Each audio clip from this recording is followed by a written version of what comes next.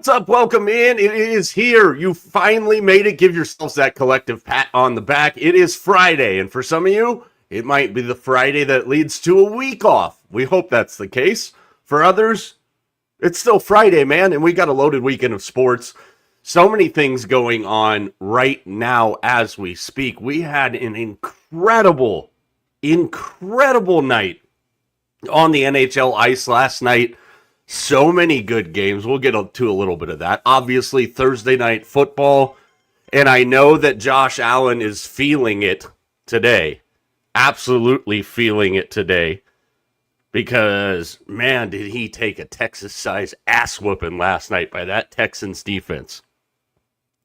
Some streaks going on in the NFL that we'll talk about today as well. Also, some stuff, as I alluded to on our social channels, at Mike Arana Show, everywhere but Snapchat this morning. Is anybody paying attention to the fact that the Oklahoma City Thunder are on pace to lose 5 games this year? 5. For you math wizards at home, that would be 77-5. Might be 78-5. I don't know. Depends on how the NBA Cup math works. More of those courts in action tonight. Can't wait for that shit. Also, we don't do this very often on this program. In fact, we don't do it at all. But I am going to violate one of our rules. Oh, Jesus. I hesitate to say this before I show this, but I'm going to because I am going to be a guest on somebody else's program tomorrow night, which I'll tell you. Here's a hint. And of course, Herb checks in. From the Herb and Raj podcast, I will be joining them tomorrow night on their After Dark program, so make sure you're following them as well as following us. I mean, you should be already. If you don't know the story about Herb and clothes and Alabama games, if you missed it the last time he was on and we talked about it, if you missed it the first time he was on and we talked about it, I'll fill you in some other time. Appreciate you checking in, Herb. But I will be on with those guys tomorrow night after dark. There is no set time for this. So you got to think. It's usually about the third quarter of that last set of those night games. I'll tweet it out before I jump on with them. But it'll be a good time. After dark is always a good time. Especially when we get to mess with Raj on his delay of what he's watching the games on. So plenty of stuff. That'll be a lot of fun. Make sure you follow those guys. Come on over tomorrow night. We've got Friday Night Lights, speaking of college football tonight. One of the games we talked about a little bit yesterday. I'll talk about it in a little more detail today. But we've got 2 games tonight, 2 interesting ones. A pair of 5-5 teams in the ACC, that power conference of football. Anybody else wondering why James Franklin went to Virginia Tech yet? Because the conference is wide open. Will we have a new coach at Clemson? Will we have a new coach at Florida State? We know we have a new coach at Virginia Tech. And the James Franklin jokes don't apply. They're on a moratorium. Okay, let's be honest about what he's inherited at Virginia Tech.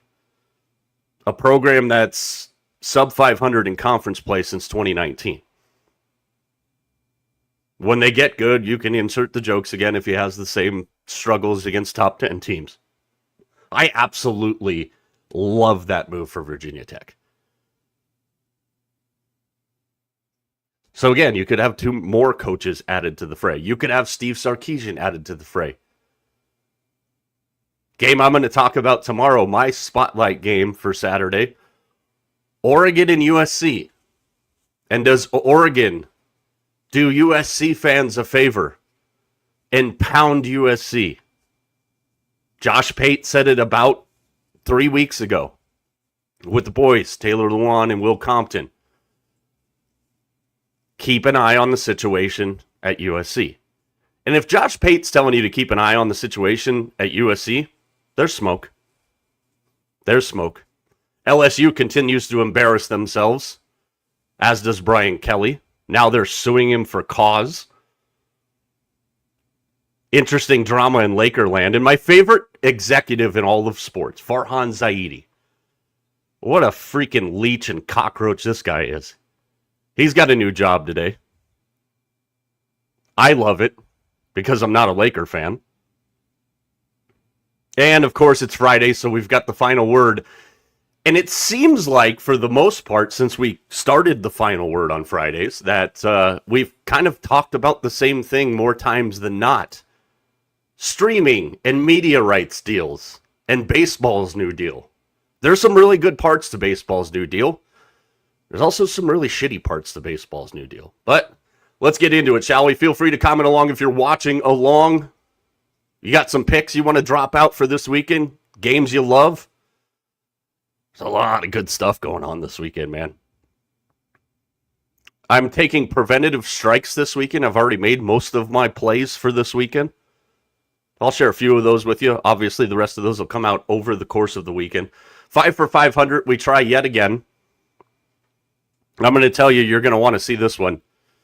Because I was busting Max nuts last night when he told us who his pick was this week for 5 for 500. So I'm preemptively saying if we don't hit it this week, I'm blaming Mac already. Or should I be? Because maybe he's got the best play of the week.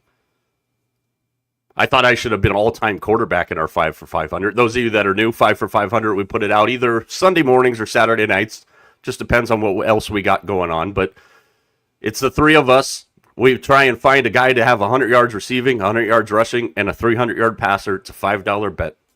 We do it 20 times over the course of the season. It goes into the playoffs for the first couple of weeks. It's a $100 investment for the season. All you really got to do is hit it one time. Sounds easy, right? Well, it's not. We're going on 0 for 2 seasons with that. And we've been really close a couple of times.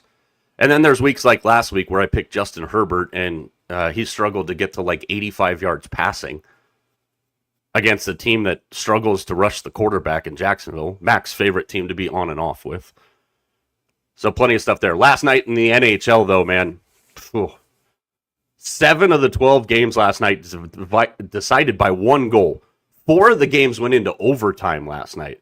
Kirashev, Gunsel, Fantilli, Reinhart, Sanheim, Schwartz, and Batherson all were the guy with the game-winning goal, decisive goal in 1-goal games last night. Great hockey on last night. Connor Bedard got his mouth washed out with soap last night for being pissed off at a call at the end of the game.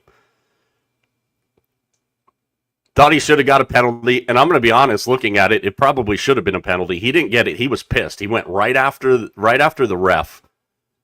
And I'll give the ref credit. I can't remember the ref's name. They were talking about him, Levy and John Tortorella. We knew that Torts being in a broadcast studio was going to be highly entertaining, and last night I saw it in the perfect form. Because the referee gave Bedard a little bit of a leash, and Bedard started skating away, and obviously we don't know what he said. But the ref show, keeps his eyes locked on Bedard after the fact, decides to call a penalty. Schwartz bangs it in for the Kraken, and they win 3-2. The Oilers lost again last night. T and I talked about this at the beginning of yesterday's show a little bit on Lunchtime Live. That is now 12 consecutive games for the Oilers where they have not won in regulation. And I heard this last night, and I didn't get a chance to verify it, but Edmonton is on a long winning streak here, or a road trip here. Sorry. Definitely not on a long winning streak.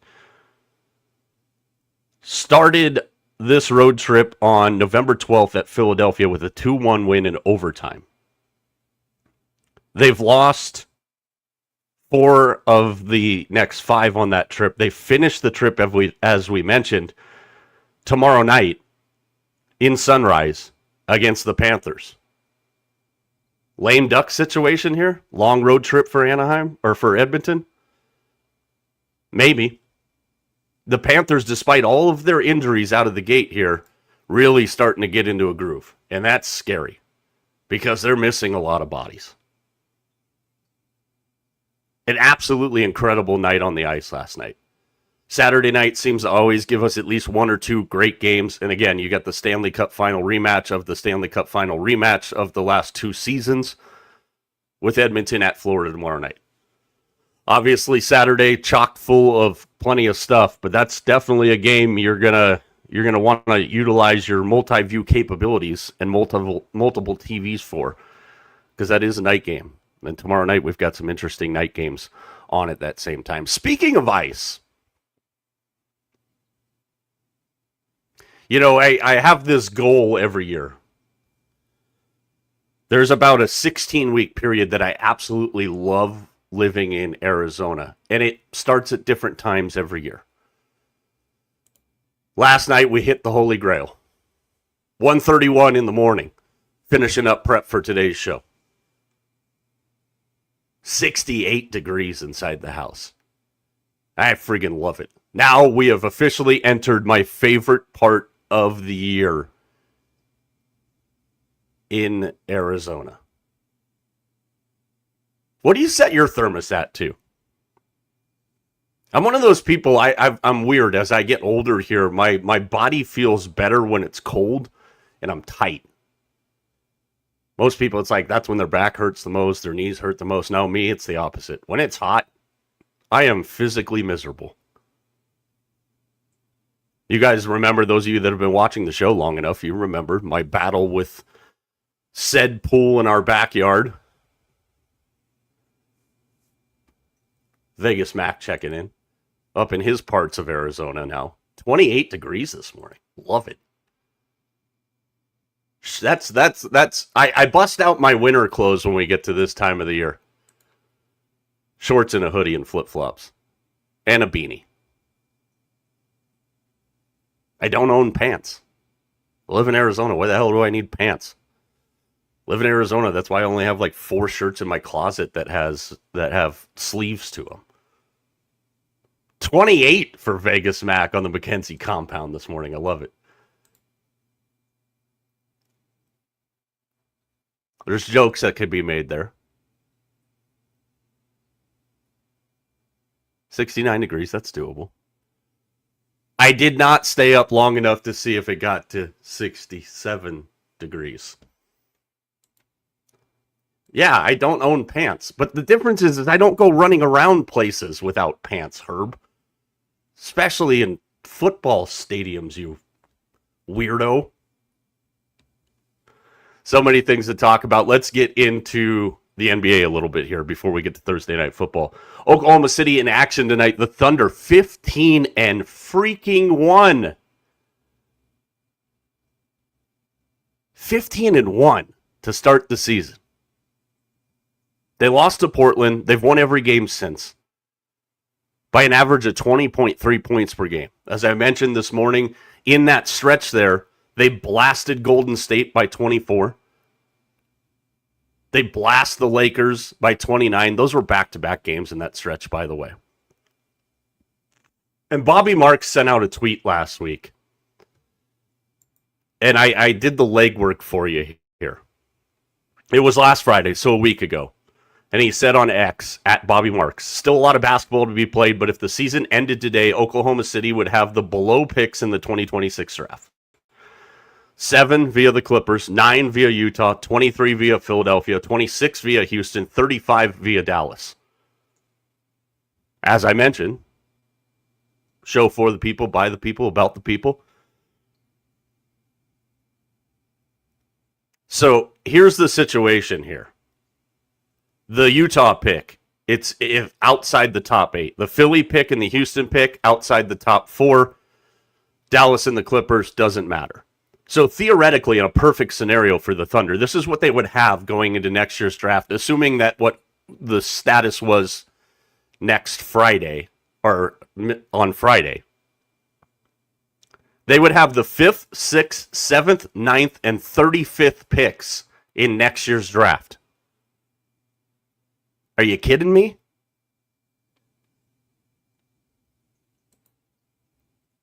Our guy Cody checking in. Overrated. 15 and 1, man. There's nothing to overrate about that.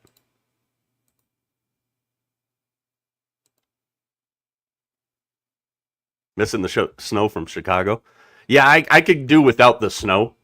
I've never actually driven in snow.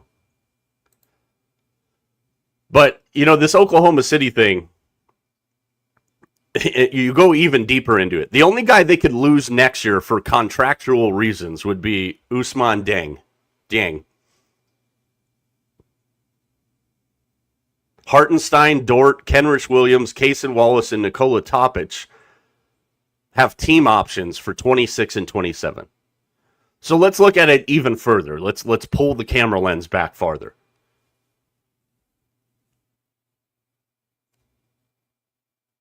The 3 drafts after next year. So aligning with the core 3 and their timeline of their contracts. In the next 3 drafts, 14 draft picks, 6 of those are first rounders. And of course, because we like to do this in sports for whatever reason I don't understand. And if you can see who posted this, it'll make a lot of sense because they post a lot of engagement, rage bait bullshit on X. Normally I don't give them the time of day on this, but I'm using this as a point. Set the hypothetical line for the 2025 Thunder versus the 2016 Warriors. Okay, well, really? Talking about 9 years difference here. It's not an equal comparison. But yet again, this is the same shit we did when the Warriors were off to their start in 2016, where they broke the Bulls record for wins in a season. I will remind you what happened to the Warriors in the finals that year. They didn't win the finals. So if you ask anybody that was involved in that season for the Warriors, they'll say, yeah, it was cool, but we didn't accomplish what we set out to accomplish. I hate when we do that. And I get it. There's people, there's sites, there's organizations out there. All they do is post stuff to get you to react, and then they brag about their numbers. Something that those of you that have followed us from day one know that we don't do. If we say something, it's something we believe. If we make a pick, we're not handicappers. We tell you exactly why we're making the picks that we make and what our reasoning is. We get them right, we get them wrong. It's part of the game. But we're never going to post something or say something on this program that is designed just to piss you off and make you react. Because I don't believe in that shit. FanDuel's marketing department does. But this Oklahoma City thing it should be scary to the rest of the NBA. We talk about this all the time, and Max, the one that is really a proponent of this. I think the Knicks are going to be really good, especially under Mike Brown. My NBA Finals pick, I'll tell you in a second, that I made at the beginning of the year, may or may not involve the Knicks. But Oklahoma City is the benchmark, acquiring assets, acquiring repeated assets.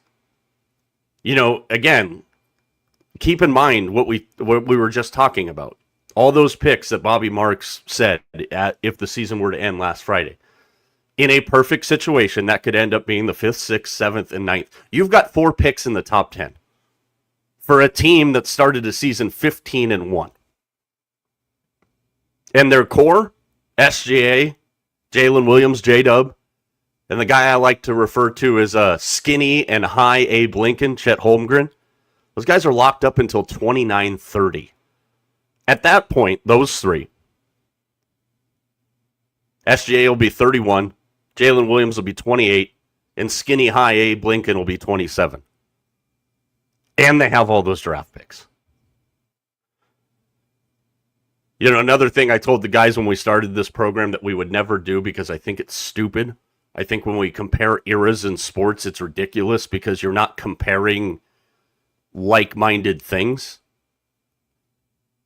Another thing that other programs and other networks love to just waste time doing, Mount Rushmore.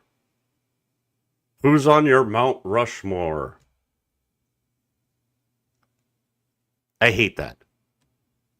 Comparing eras in sports is the dumbest, laziest thing anybody does in this industry because they're not comparable. But for the sake of conversation, I decided to do a Mount Rushmore of current executives in the sports landscape. So my 4 executives, one from every major sport in the sports landscape for my current Mount Rushmore. This is a first-time thing on the program here. Happy you're going to see this. Happy you're involved with it. Give me your Mount Rushmore for your executives in sports.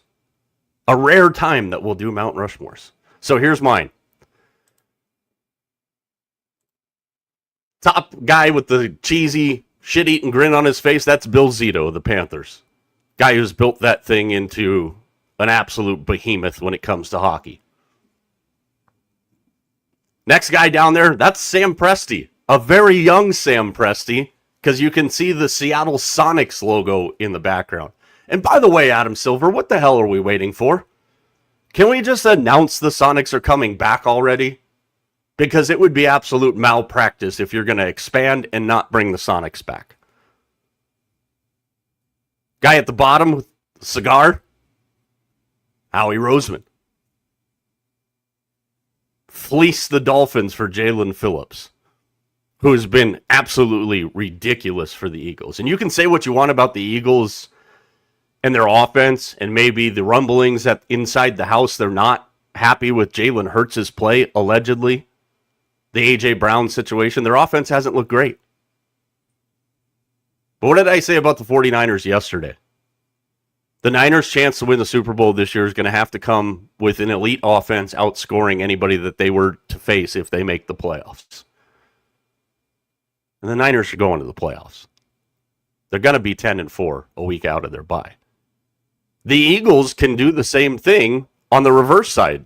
They can have a shitty offense because their defense is playing lights out right now. Vic Fangio, tale as old as time. And when you got that guy at the bottom with the cigar who just constantly fleeces people, as long as Howie's there, the Eagles are going to be good. Now, the fourth one you might be a little confused on. That's Teresa Mendoza, played by Elise Braga in Queen of the South. She was the cartel boss for Queen of the South. Because no computers are nerd or no baseball executive, and certainly not Farhan Zaidi, who I'm going to talk about here in a second, should get credit for the Dodgers outbidding somebody. The Dodger Dog cartel leader should. So my favorite cartel leader, Teresa Mendoza, from Queen of the South, played by Elise Braga, running the Dodgers. I'm not giving credit to anybody for running the Dodgers and outbidding everybody. It's the Dodger Dog cartel. That's what we're going to refer to them as. Because you know they're going to outbid everybody this year. Kyle Tucker or Cody Bellinger, one of them is going to be a Dodger. One of the Japanese players that was just put up for bidding to major league clubs, he'll be a Dodger. There's going to be like 7 pitchers coming off injuries that the Dodgers will sign. And most of baseball is just going to sit back and watch them do it. I get it. Going up against the cartels, that's rough business. But I'm not going to give credit to a baseball executive for outbidding everybody. Somebody's got to stop the Dodgers. It should be your mission in Major League Baseball. How to take down the Dodgers. Don't hate the player. Hate the rules of the game if you want to, but don't hate the player. Just because the Dodgers are out doing what your team won't do. We talked about it on Tuesday night's show, or Wednesday night's show, actually. You can sit here and you can watch the Dodgers do it, or you can spend. The Pirates, apparently interested in Kyle Schwarber after they were interested in Josh Naylor. Yeah, and my buddy's interested in Sidney Sweeney. They're not going to match up. Final note on the NBA, you want to look at good games tonight. Nuggets and Rockets tonight. The walking triple-double, Nikola Jokic, against one of the best pure scorers we've ever seen in basketball, in Kevin Durant.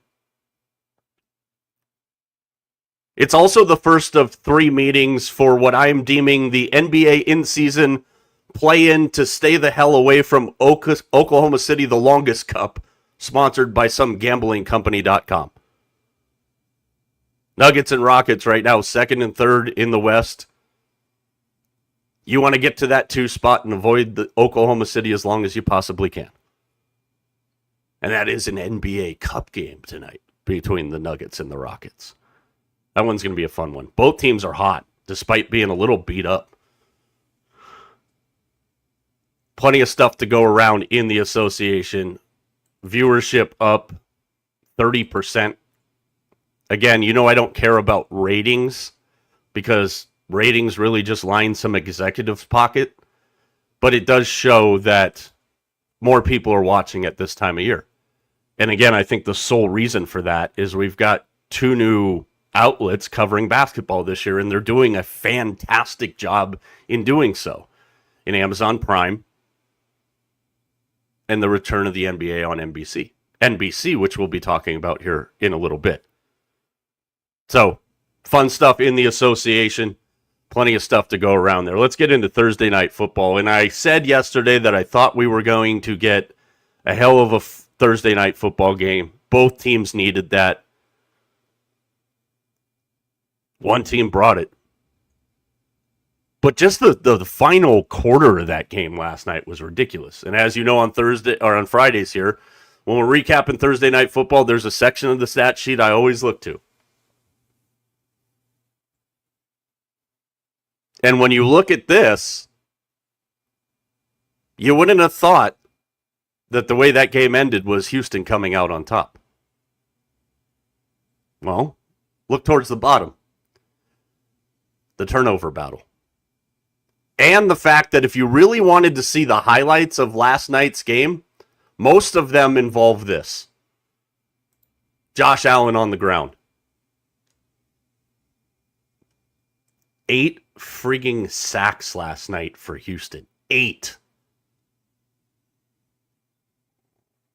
And Josh Allen is tough as nails, man. You saw it last night. He was getting his ass kicked. And that is not a recipe, if you're Buffalo, that's going to keep you around for very long in the postseason. But just that final drive even. 4th down, you get the hook and ladder play. Then right after that, they throw the pass to Gabe Davis. 1 foot in, 1 foot about a foot out. Yeah. You know what, Cody? You're damn right. It did look like Buffalo had the old Danny Dimes line out there playing in Bills uniforms in front of Josh last night. You know Allen's feeling it today. And then on the 3rd and 1 play, Will Anderson almost picks it off. 2 hands, line of scrimmage, leaping up. And I get it, the play design was that quick pass to the right. Allen was never looking to the left because it was designed short, quick pass, get to the sticks on the right. On the left side of that same play that Anderson almost picked off, Ty Johnson was uncovered out of the backfield going to the left. I'm not faulting Josh for that. The play design was right. Will Anderson's just a freak. Then Buffalo gets the false start on the 4th and 1. 4th and 6, Dawson Knox is open to the left.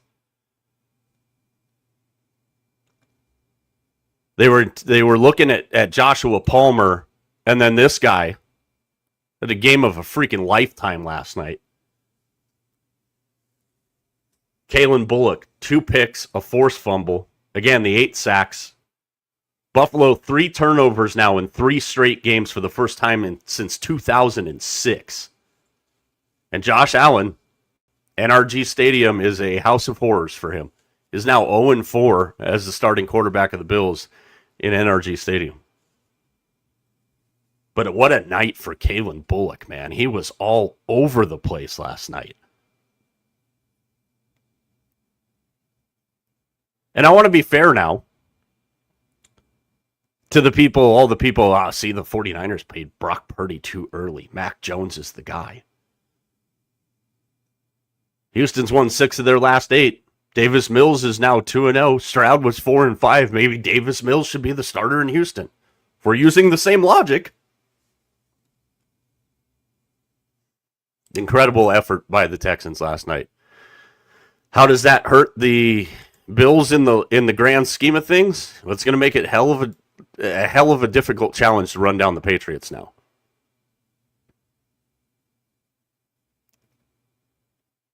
Because the Patriots now have a 2-game lead over the Bills with a game in hand against the Bills.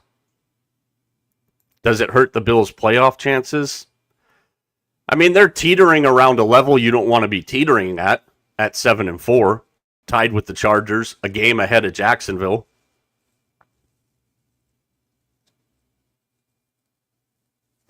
It's going to be an interesting race because when you look at all those teams at the end there, LA at 7-4 and 5th, Buffalo 7-4, 6th, Jacksonville 6-4, 7th, Houston 6-5, 8th, Kansas City and Baltimore both at 5-5 and 9th and 10th. So again, Buffalo's in a good spot. They're probably not going to be able to run down the Patriots, which also puts us in a position where the game that the Bills will play against the Jets is going to be the last game played at the old Ralph, at the current Highmark Stadium, before they move to the next Highmark Stadium. Buffalo's got some work to do. They're at Pittsburgh next. Then they have Cincinnati, then that game at the Patriots, and they're at the Browns. And then they also play the Eagles right after Christmas, and then the game against the Jets. So, it is interesting. It does go by the theory that we've been talking about, that the NFL is very mid. And we don't say mid in the context of bad football. We say mid more in the context of there's a lot of good teams. There's a lot of solid teams. It's a lot of teams in the mix this late in November for playoff spots. Playoffs? Very much Jekyll and Hyde. Jekyll and Carlos Hyde. There's a reference for you. You know, as far as Houston goes, we've talked about their situation and their emphasis on making the offensive line better. Offensive line played really good last night. And as far as Houston goes going forward, their next game is at the Colts. Then they are at the Chiefs. Then they host the Cardinals and Raiders. So a couple of easy win opportunities there. But as we know, this is why we play the games. And then they're at the Chargers, and they finish with the Colts. So Houston's still got a lot of work to do as far as that goes. But we've also got some interesting streaks going on. And before I get to that, two things. We talk about making your bets when you like a line and you feel like the number is the fair number to take it and take advantage of it early. Or two things I ran into last night. Number one, I really wanted to bet Lassiter last night for tackles and assists. 5.5, it was about minus 115. By the time I got around to it later in the day, I went to do it. It was up to over 6.5. And the juice was ridiculous. I also wanted to jump on Kaimi Fairbairn's kicker points like TJ played last night because he's Mr. Kicker on the show. Two of the sites I have, betting sites that I use, didn't have it. And the lowest I saw it was a minus 145. Sorry, that's a hard pass for me. The juice is ridiculous. Don't be afraid to look at Thursday night stuff on Monday. We talk about this all the time. Get the number you want. If you're confident on something, the look-aheads are out way early. Way early. You have every opportunity to jump on something like that. As far as last night went, TJ continues to beat my ass in our Thursday night triple option head-to-head. I went 1-2 last night. Got the under out of sheer accidental default. TJ went 2-1. He got Fairbairn over his kicker points and Hutchinson over his receiving yards last night. So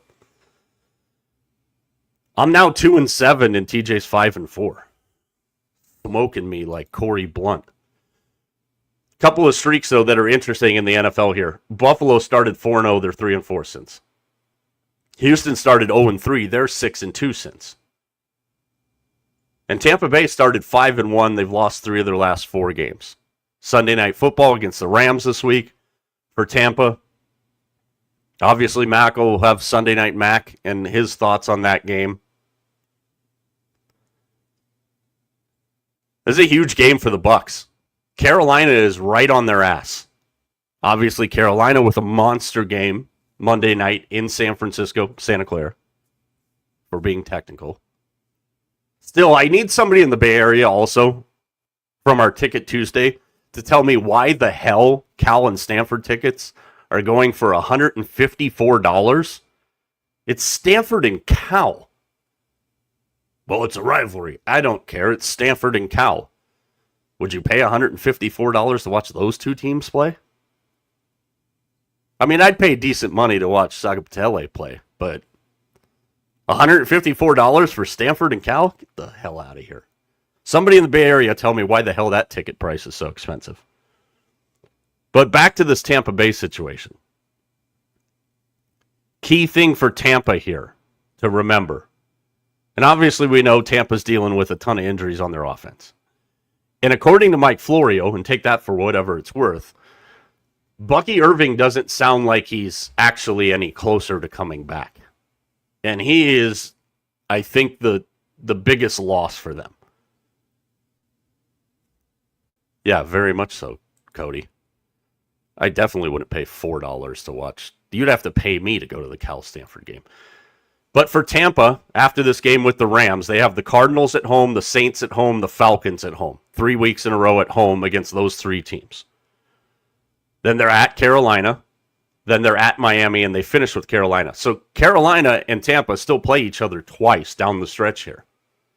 This is a massive game for the Bucs on Sunday night.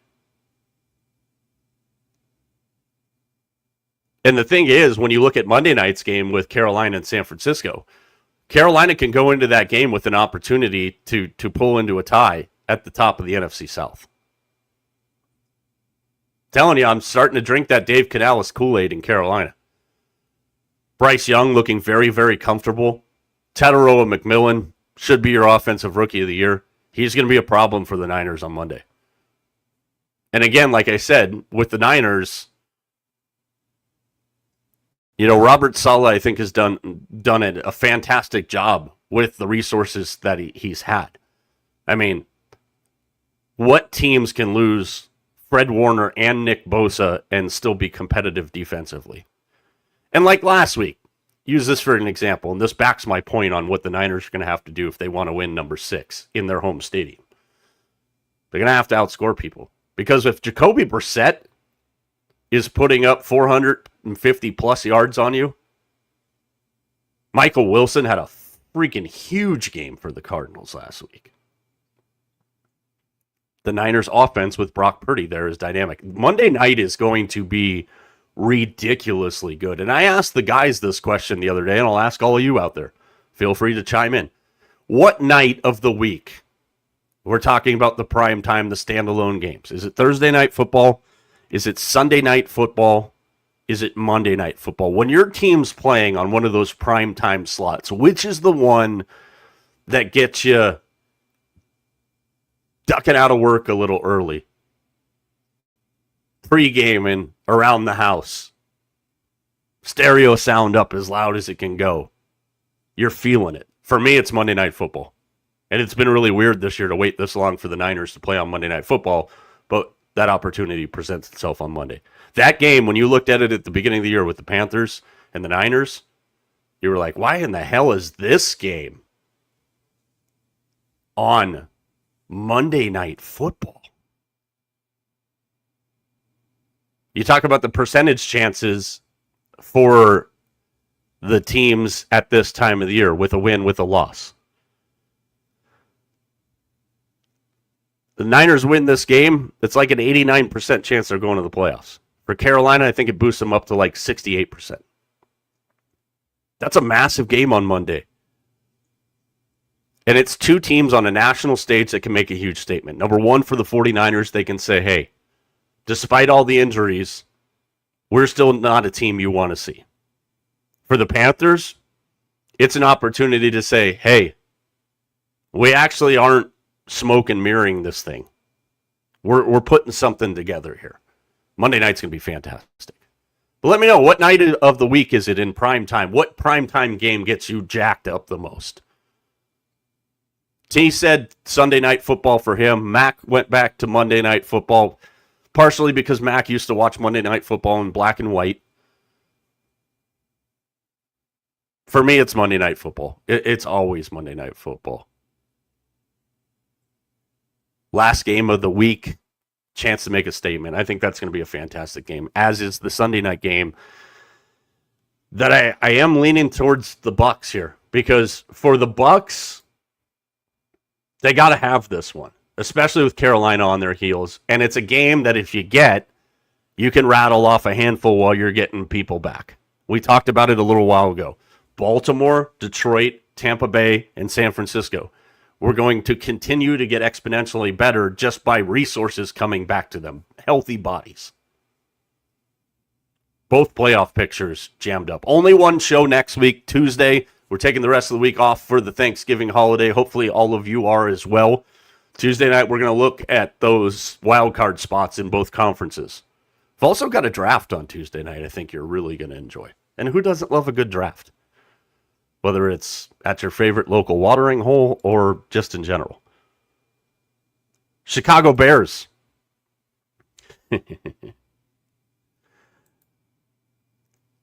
For disclosure, Cody is a Giants fan. That's why he's asking for his team not to play on primetime. I can respect that. But the Bears, somewhere Cody was a couple weeks ago, sent us some pictures. Again, if you're out at some game, some bucket list sports trip, or just a good game, you got some pictures, send them to us. We'll put them up on the air. MikeAranaShow@gmail.com. Also, sponsorship opportunities are available. You can contact us there as well. But the Bears, man, you guys know the drill. TJ is not a fan of Caleb Williams. Mac and I made a bet with him. If the Bears go to the playoffs, TJ has to wear a Caleb Williams jersey in every video that he does until the Bears are eliminated. Mac and I have had it saved in our carts forever. But this Bears team, the Bears team that leads the North, 22 turnovers, 15 interceptions. Both lead the league. They also have 5 wins when trailing in the final 2 minutes this year. T, it's happening, man. It's inevitable. Maybe not for sure it's happening, because let's look at the reality of the North. Chicago at 7-3, first. Green Bay second at 6-3-1. Max said it. That tie is going to come back to bite Green Bay hard. Detroit at 6-4. But when you zoom in a little bit on the Bears, and I said it, I think the thing with Ben Johnson that impresses me the most is the Bears aren't bearing anymore at the end of these games that they would find some rando-ass way to lose. They're winning those games now. And I think that's what makes the Bears scary. Because you got a young quarterback that's just getting more and more comfortable. A lot of weapons on offense. But here's the schedule for the Bears down the stretch. This weekend against the Steelers, where they are 2.5-point favorites still as of right now. Black Friday football at Philadelphia. The following week, they're at Green Bay. Then they host Cleveland. Then they host Green Bay. Then they're at San Francisco on Sunday Night Football, second to last week of the season. And then they finish the season with the Lions. So again, the NFC North is providing us some drama down the stretch, as it did last year. Different combatants this time, but still drama. One of the things I love the most this weekend, and see, this is the key to watching on Fridays. Or maybe it's not the key. Or maybe it is, because you can fade me. Joe Burrow has practiced in full for the last 2 days. There is a chance. I don't think it's going to happen, and I'll tell you why. There is a chance, though, that Joe Burrow could play on Sunday. Now, keep in mind, when they host the Patriots on Sunday at Paycor Stadium in Cincinnati, Ohio, where tickets are as low as $60. There you go, Mac. That one was for you, buddy. But the Patriots rolling, the Bengals at home. Maybe Joe Burrow comes back. The target for Joe Burrow was always the Thanksgiving game in his return against the Ravens. That's why I don't think he's going to play Sunday. I think you're seeing him ramp up full practices in preparation for next week's short week, where they go to Baltimore as the third game on Thanksgiving night. Because he's coming back off of the surgery. You're not going to play him this Sunday and then ask him to play 4 days later, because you want to see swelling and how he reacts to it and everything else. I don't think he plays on Sunday. I think he plays on Thursday night against Baltimore. And if you remember last year, Joe Burrow puts up some monster numbers against the Ravens. Monster numbers against the Ravens. So right now the total on the Patriots-Bengals game is at 51.5. The Patriots are 7-point favorites. I grabbed it at 50.5, went over. 51.5, I'm still going over. Because the Bengals defense is cheeks, as the kids say. And the Patriots are absolutely rolling. I think Travion Henderson this weekend could have a monster game. Even if Ramondre Stevenson comes back. If you're the Patriots, there's your home run hitter. He got a chance to play. You know, T was talking about when we were talking about breakout players when we did our division by division previews. He even said it. He goes, Travion Henderson was the guy I wanted to say, but he's third on the depth chart. A couple of injuries, gets his chance to shine. Even if Stevenson comes back, it might ding his yardage total a little bit. But another thing to remember about Travion Henderson here, the Bengals give up a lot of receiving yards to running backs as well. Take that for whatever you want. But that is the game I'm playing over. Let's get into Friday Night Lights here on the college football gridiron. We've got 2 games tonight. And last week on the Friday Night Lights play, we went 2-0. So my throw spaghetti on the wall theory and see what sticks is maybe I need to stay in this lane on these Friday night games. Because last week we gave out the Clemson-Louisville under 51.5. That one hit. Minnesota-Oregon over 44.5. That one hit. So maybe the secret for me on Fridays is just staying with totals. Which probably means these are going to go 0-2 tonight, but it is what it is. We'll start at Carter Finley Stadium in Raleigh, North Carolina, as NC State at 5-5 takes on 5-5 Florida State. You can still get into this game tonight for $35 if you're in the area.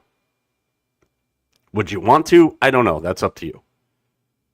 But apparently we need to stay in the totals lane.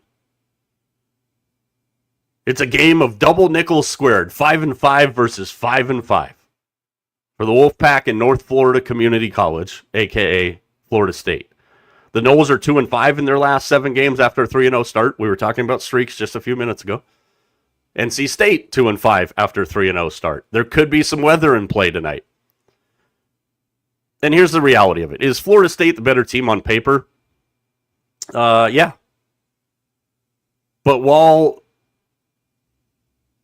the 2 teams tonight, NC State and Florida State, combined score about 67 points per game. If you take out the non-flaming bag of dog crap opponents, so, sorry, East Texas A&M, Kent State, and Campbell, the Fighting Camels. And by the way, Mac is the t-shirt collector and aficionado on this program. If you know anybody in possession or has access to a Camels t-shirt, reach out. We got to get Mac one, because that's the kind of shirt Mac would wear. That's why he has it in his bio. Sports t-shirt collector aficionado. But you take out those 3 teams. And if you find us a Camel shirt, maybe I'll send you a first edition, limited edition Mike Arana Show shirt as a thank you. What? We're going to have gear too? It's the Christmas season. Stay tuned. But if you take out those, after that digression, if you take out the games against East Texas A&M, Kent State, and Campbell for North Carolina State and Florida State combined, against teams you've actually heard of, they combine for 53 points a game. That coupled with the bad end of both of these teams, meaning we've seen Florida State lay some absolute friggin' eggs. We've seen NC State do the same thing. The total on tonight's game is 59.5. Playing it under. These are 2 bad football teams. The flip side to that is when you have 2 bad football teams, short fields, turnovers, stuff like that tend to come into play. These 2 teams couldn't find their way out of a wet paper bag sometimes. One of them's going to fall to 5-6. I mean, I'm not going to lie to you. I hope it's Florida State. just because of the humor. Not that being a Gators fan gives me any room to talk. But Florida's beating Tennessee this week, so I'll at least have that to kind of send me off into the offseason and be excited about next year when Lane Kiffin's the new head coach of the Florida Gators. Under 59.5 is the play there. Let's go not to the island, but there is a reason I'm using this picture. From Allegiant Stadium in Las Vegas, Nevada tonight, Hawaii at 7-3, 4-2 in the Mountain West takes on UNLV. Our guy Dan Mullen, the 8-2 Rebels, 4-2 also in the Mountain West. This one's going to be fun, man. This one's going to be a lot of fun. And the reason I put up that picture is that is the TC Ching Athletics Complex in Hawaii, where Timmy Chang is building something very special.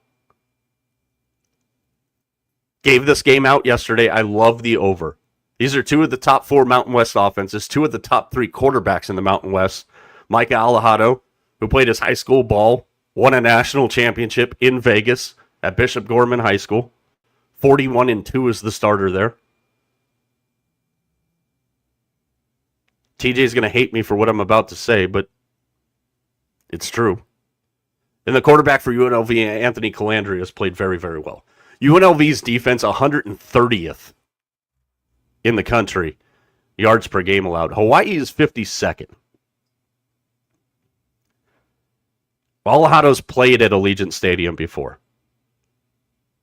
His mom bought 60 tickets for the game. He's going to have a lot of people there. The number's gone down a little bit. 63.5 I saw it at. I played it over 64.5. Again, this is where I say when we talk about it, if you like a number, jump on it early. The spread is now -2.5 for UNLV. If you got it early enough in the week, you could have gotten Hawaii at +3 at the field goal, which I did. I also have Hawaii on the money line tonight. I can't wait to watch this game. Not many people get excited about watching Hawaii and UNLV. Not many people are as sick in the head as I am. The guy who stays up till way past midnight local time watching Hawaii when they play on the island. But both of these teams 4-2 in Mountain West play, both chasing San Diego State. Hawaii finishes their season on the island next week with a very down Wyoming squad. And UNLV is going to finish their season next week taking the Fremont Cannon for the 6th time in the last 8 years in the 4th straight week when they bludgeon Nevada. So this game, this is the movement game for both of these teams. Sorry, T, but the Cannon's going to be red again. Nevada is putrid. Both of these teams still have light. But I put this picture up for a reason. I really believe that Timmy Chang and Micah Alejado are building something very special on the island. Defensive coordinator Dennis Thurman has done a ridiculously good job for that Hawaii defense in a very short time there. And when it comes down to it tonight, I trust Hawaii's defense to make a stop when they need to make a stop more than I trust UNLV's. So again, I like Hawaii on the money line. I also have them at +3. If you can find a +3 out there, take it. Game total over 64.5. Again, you can find that at 63.5. Obviously, as we look ahead at the college football weekend, as far as our spotlight game goes, our spotlight games go, English is easy. Mac has got the Big Mac kickoff tonight, Louisville and SMU. Key game in the ACC, which is still a giant friggin' mess. I've got USC Oregon tomorrow morning. The after dark game, another key game in the ACC, with Pitt at Georgia Tech. Can Georgia Tech be not conservative when they need to? There's a lot of people on the Pitt side of that one. I can't say I'm one of those people. But when we look at the other big games on the schedule for this weekend, it is the SEC Cupcake weekend, but there's still a couple of good SEC games. Missouri and Oklahoma. Huge game for Oklahoma. Missouri is still technically hanging on. Too many teams to jump in the SEC. But it's a chance for Missouri to make a final statement. And maybe it's a chance for Eli Drinkwitz to make a final statement before he heads to Happy Valley. Can't screw this up, Penn State. You really can't. I mean, you can. That's the guy. Drink is the guy there. Tennessee and Florida. I actually got Herbie and Chris Fowler on the call on that one. Night game from the Swamp. Tennessee comes in at number 20 at 7-3. They go into a place they haven't won in 10 years, the Swamp. Florida has absolutely dominated that series. And think about this. You got to put this in perspective. You can go, oh, he's a Florida fan, so of course he's pumping Florida up. No, let's put this in proper perspective. Florida is 17-3 in their last 20 against Tennessee. 17-3. They've won 10 straight home games. Think about Florida football over the past 5 or 6 years. Again, the program hasn't been the same since the shoe throwing incident, the year that Kyle Trask should have won the Heisman. I'm not bitter. But in that same time period where Florida football has not been good, they've still dominated Tennessee. I think the spread 4.5 was the last time I saw it. Florida looking for a chance to make a final statement here, because they're making a statement against North Florida Community College. Not really a statement. As far as the rest of the schedule goes, obviously the USC-Oregon game. Kentucky and Vanderbilt, interesting. Vanderbilt still got a shot. Kentucky's kind of a pain in the ass, though. Utah hosts Kansas State. Again, trying to get into that top line in the Big 12 tournament. We're going to look at all these scenarios next week because next week is rivalry week. And we only got one show. So Tuesday's going to be packed. BYU at Cincinnati, nighttime. That was one of my games in my Saturday that we did yesterday. I like the Cougars easily to cover the 2.5 there. It's going to be a fun weekend, man. It's going to be a fun weekend. And it's Friday, so that means it's time for our final word. Which seemingly is just, here's my thoughts on the current streaming debacle. But the new Major League Baseball media rights deal is out. And there's your players. NBC Universal, Netflix, and ESPN. Here's the easy way to tell you what this deal involves. Major League Baseball coming off of a Game 7 that was the most watched Major League Baseball game in 34 years. An incredible World Series with Toronto and Los Angeles. On our favorite day of the week, Hump Day, this was officially announced. Sounds like it was done a while ago. That's when they decided to officially announce it. So this 3-year deal goes through 2028. And it's interesting, and I have not found the answer to this yet, what the verbiage is in these deals if we have a work stoppage after next season, which crosses through this deal. But Sunday Night Baseball is leaving ESPN for the first time since 1990. And it is headed to NBC, Universal, Peacock, however they move things around. Most of them will be on NBC. And we talked about this a lot of times when the NBA was returning to NBC. NBC has set themselves up to where they have Sunday Night Football, Sunday Night Basketball, and now Sunday Night Baseball. They've got Sunday night programming year-round. I think that was always their goal, and I'm really excited. Again, I think NBC does an incredible job covering sports, period. NBC Universal also gets the Sunday AM leadoff game, so that was the game that was on like Roku TV, and if it was an East Coast game, it was on at like 8:35 in the morning on the West Coast. Great day, as our guy Jared Smith pointed out this year, and we ran with this a lot. It was a great game for first inning Nerfies. No run first innings. So they get the Sunday AM leadoff game. They also get the wild card series, NBC does. And they get the World Baseball Classic Japan games. So I like that. I really do. I think that's a nice package for NBC. Again, the big question with baseball going to NBC is who do they poach to be their lead baseball guy? I think that's going to be an interesting conversation. Names that jump off the page. John Shambi, Boog from ESPN. Matt Vasgersian. And I'm really interested, and I saw this on, I think Awful Announcing was the one that broke this down. But they made a really good point about Matt Vasgersian. Matt Vasgersian was the voice of MLB The Show for a long time. So this generation, if you will, of baseball fans, very familiar with Matt Vasgersian. And if you're not, the dude's incredible. I was very fortunate as a young broadcaster to reach out to Matt when I was getting into play-by-play and ask for his advice. And he went, and I've told this story once before, I think, on the show. He went above and beyond and invited me out to San Diego for a 3-game series when they were playing the Reds. Got to sit literally right behind him in the broadcast booth. And I still kick myself to this day for it. On Sunday, I show up to the ballpark. Matt was doing some stuff down on the field, so I went up to the press box. I walk in, there's a guy sitting down. And then he says, "Hey, you must be Mike." And the voice caught me right away. And I'm like, it was Sunday, so it was a different broadcast booth. It wasn't Matt and Mud Grant. Guy turns around to shake my hand, and I have this, and keep in mind, I'm only 21, 22 at the time. Reaches out to shake my hand, and I have this holy shit deer in the headlights look. It was Tony friggin' Gwynn.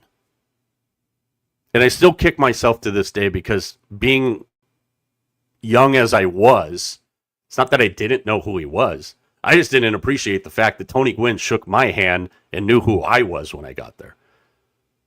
But Matt Vasgersian is one of the best. Dave Fleming does work for the Giants. Also a good one. There's going to be a lot of names. Kevin Brown's another name I've seen. Who does NBC tab as their baseball guy? Sunday Night Baseball. That's the game. Netflix, also part of this deal. Netflix is going to get the Home Run Derby. What does Netflix Sports do very well? They tell stories. Receiver, quarterback, the documentaries that they do. I think this is a really good fit because what is the Home Run Derby? It's a story. You're telling a story. Netflix is also going to get the what's now a new thing for baseball, at least in this deal, the opening night exclusive game, which this year will feature the Giants and the Yankees.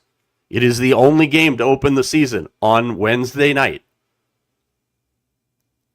All you Dodger fans, relax. It was predetermined before the playoffs even started when the baseball schedule came out.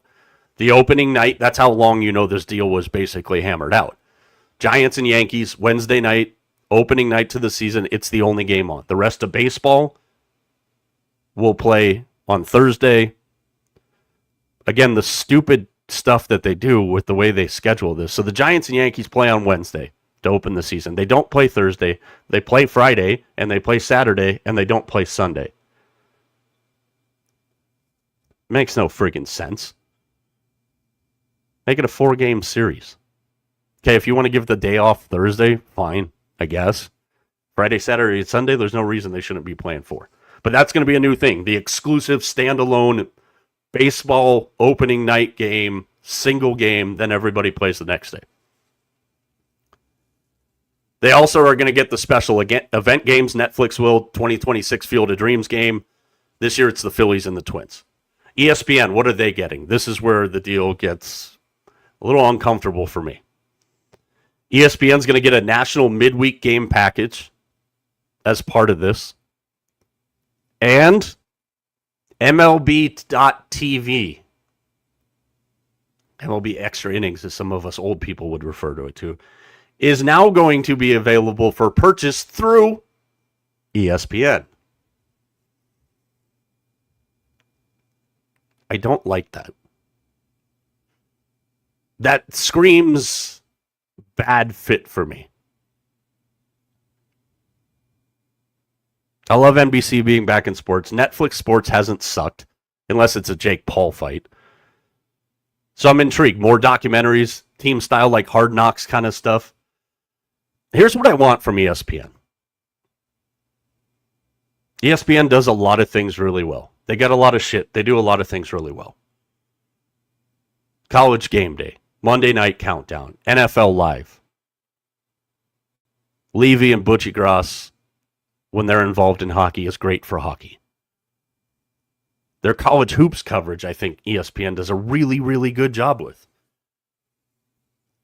I want a return of Baseball Tonight in the form that Baseball Tonight used to be, where we actually showed highlights, we actually talked about baseball. And get Jet passing on my TV more, not less.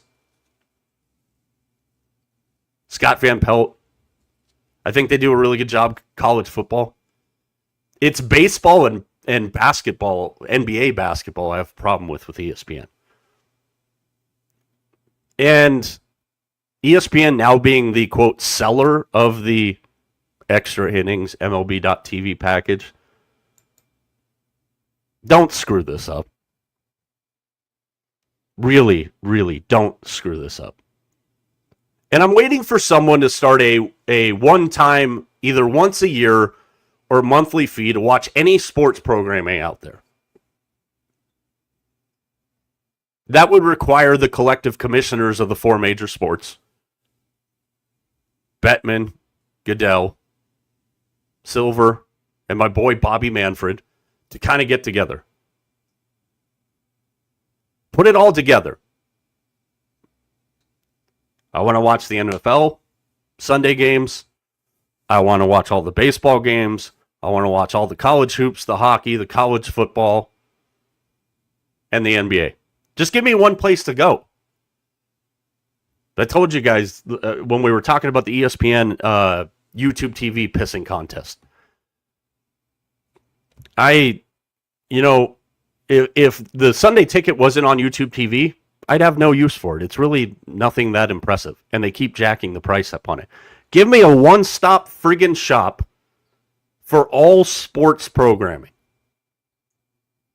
Because if I add up all my streaming services, whatever it is, and again, you guys have heard me say this, I don't hate streaming. I love it. I love being able to take a game with me anywhere I go. Now when I go into, quote, sports bars, especially out here in Arizona, which nobody has a clue what a sports bar is in Arizona, and you go and the bartender or the server or the manager's got to grab 17 remotes, or they grab their fancy iPad that they don't even know how to use, and it takes forever, and then they change the wrong game, and somebody gets pissed off, and it's just a giant shit show. So with streaming, my second phone, when we go out, I can watch whatever I want, and I don't have to wait. I love that. But if I'm going to pay, I don't know, let's just throw out a number, $200 a month in streaming services, charge me $200 a month for all the sports stuff. Because I'll drop everything else and just buy the sports package. I'm a simple guy. I watch sports and I watch anything Dick Wolf puts together. That's it. I have big concerns with ESPN having control and being the seller on MLB.TV. And I get it. Well, we couldn't do this because it involves us buying more of this. You know what? Listen, it's revenue sharing 101, you greedy, tightwad, penny-pinching billionaires. Don't alienate your fans. Do more behind-the-scenes content. I want to hear more guys in baseball games mic'd up during the game. They're funny. So many great moments there. That's what we want to see as sports fans.